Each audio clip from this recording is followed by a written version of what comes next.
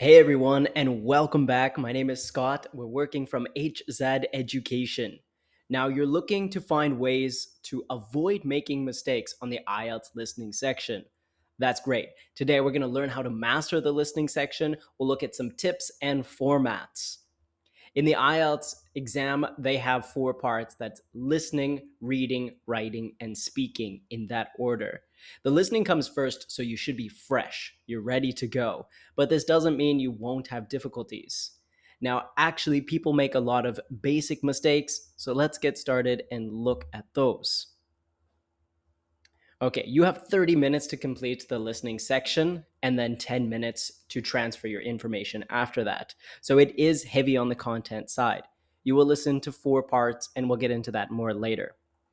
This is where you might lose marks. So be very cautious and check over your answers. The first one that we see a lot is people misunderstanding their corrected speech. So, what does this mean? Well, in most of the parts, but particularly in part one and part three, those are the conversations. So, you have a dialogue between two people or maybe more than two people. So, this is where you're going to get misinformation. What happens? The IELTS exam is trying to trick you. They're making sure that you're paying attention. So, you're going to hear the speaker give an answer, and your natural instinct is to write down that answer. But this isn't the final answer.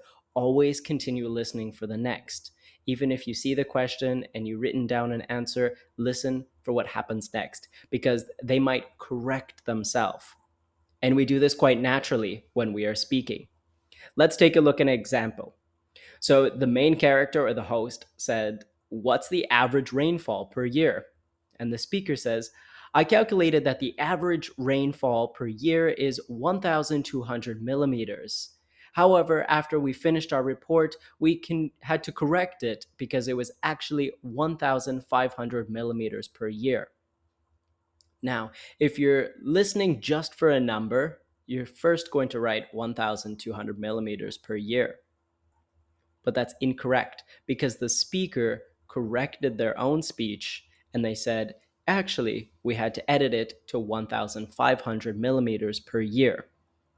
So just be certain that when you're writing down the number, you don't stop listening after the first number. So that's the first place that most people lose speech or lose marks. Now we're getting into the second one. So, incorrect counting of words and numbers. If you're familiar with the format, you'll see that before all of the questions in the IELTS, they'll write down something like no more than two words or numbers, and they're in these big, bold capital letters. You would think that most people can follow that and make sure that you write no more than one word or number, or no more than two words and numbers.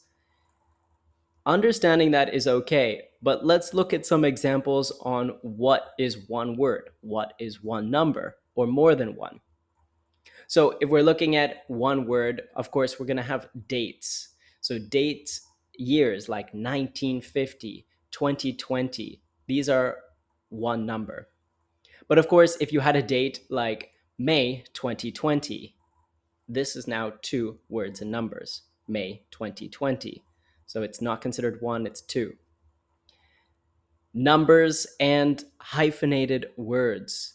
So any type of large number, even if there's commas in between, 1,200,000. So that still is considered one number. And hyphened words. This is where most people lose marks, is that they consider a hyphenated word two words. So if you're looking at a hyphenated word and there is a hyphen, and this is grammatically correct, it is considered one word. So just be cautious. On the opposite side, we have words that are considered two. So two words or two numbers. If it is a compounded noun, although it is a compounded noun, if there is no hyphen, this is two. Words like mobile phone, considered two words, although we use it as a compounded noun. And of course, range of data, or data, as some say. So if you have a large set of data and we're looking at females between the age of 20 and 22, well, if your answer for the IELTS listening section is 20 to 22. Just be cautious because this is now considered two numbers. It's a data set, so it's a data range, and that's what we're looking at. Okay, the third one I want to talk to you about is neglecting plurals and verb tenses. It seems really natural and intuitive that we should be using the right grammar within it, but a lot of students get nervous and they're thinking in the present tense. And this is when they make mistakes because they write down in the present tense. For example, if someone says, so I, what did you eat? Or what did the man eat for dinner? And you write down, he eat sandwich. Eat sandwich is in the present tense, but they're asking what did he eat for dinner? So he ate a sandwich. And make sure you have that article a as well. So the grammar needs to be correct, not eat sandwich, but eat a sandwich. Or in the past tense, ate a sandwich. The best way to help for this section is to look at the question and the tense of the question. If they're saying, what did he eat? Or what was her number? We're going to put it in the past tense. So make sure your answer is in the past tense. And neglecting the plurals. So when you see that apostrophe S and it's a possessive noun, you want to make sure you carry that over into your written answer. So you're going to hear the question, what was, or sorry, whose truck was damaged? If you just write Frank, that's the man, sure, that's his name, but it's Frank's truck. And you'll see there's a space there where you enter your answer. You want to make sure that it all fits grammatically correct. So it's Frank's truck that was damaged. So you need to make sure that you have that apostrophe S. These are relatively small mistakes, but you will lose marks if you're not double checking. The last one, number 4, is lack of focus. This is 30 minutes to cover the 4 sections. We have all 4, and we'll look at those 4 in just a minute, so stay tuned. If you lose focus and you're a person that tends to daydream or drift off for a minute, you will miss some information.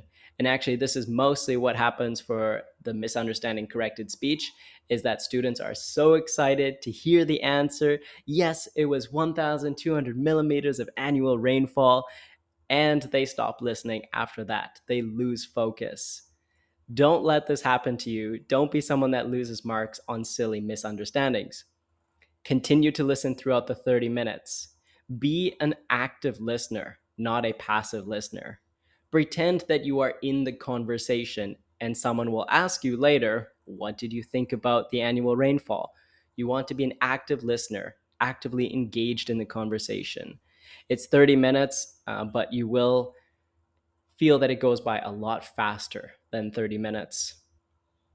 So that brings me to the next part. Let's look at some of the format. You have 4 recordings, recording 1, 2, 3, and 4. For this, you get 30 minutes to complete all, and then 10 minutes to transfer your answer. So you can take notes in between. Something about notes. Some people are over note takers. So you're sitting there listening and you're writing down every little detail. That's okay, but as you know, humans are not hardwired to multitask like that. So limit your note taking. Try to avoid recording everything. Actually, you'll find that your memory works a lot better when you sit and listen. So you can try listening with your eyes closed. It's just an audio.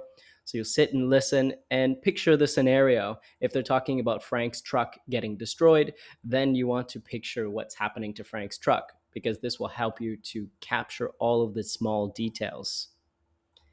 The recordings get increasingly harder, but we start off with a dialogue. Die meaning to, and log meaning speaking. So we have a dialogue in an everyday social context. So this one, you're listening to just people talking, two people talking in their social context, and you're going to find small details. Recording 2 is a monologue, mono meaning one. So we have one speaker in a social context, but we're going between 2 speakers. Now, some things to note here is pay attention to the man and the woman and their names. So when you go to the questions, they might refer to each individual by their name. You want to make sure Who is Frank? Who is Sally? What did each person say? Again, pretend that you're in the conversation, and later Sally will ask you, what is Frank's favorite place to eat dinner? Now you want to remember, who is Frank? An example, we might have a speech about a community center, enrolling in a program, signing up for events or classes. Recording number 3 can be a conversation up to 4 people. That means a maximum of 4 people. 4 is a lot to keep track of. You want to know who is each individual person and what are they stating in the audio, or what is their purpose. For example, we're looking at educational and training sessions, so you might find a tutor and a student discussing the next assignment. That would likely be 2 people. If we have a group project, you will see 4 people. So keep in mind that you might hear up to 4 voices. And finally, we're getting into the last monologue, that is section 4. It gets increasingly difficult, the language gets difficult, and the vocabulary. They will try to trick you here. So if you're listening, this is where you might misunderstand the right context. Always listen for more details. Don't think that the first answer is the correct answer. They do this with numbers, with dates, with opinions.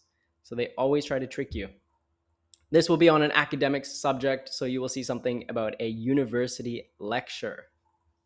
Okay, so these are the 4 ways that students most commonly make mistakes. Let's not have it happen to you.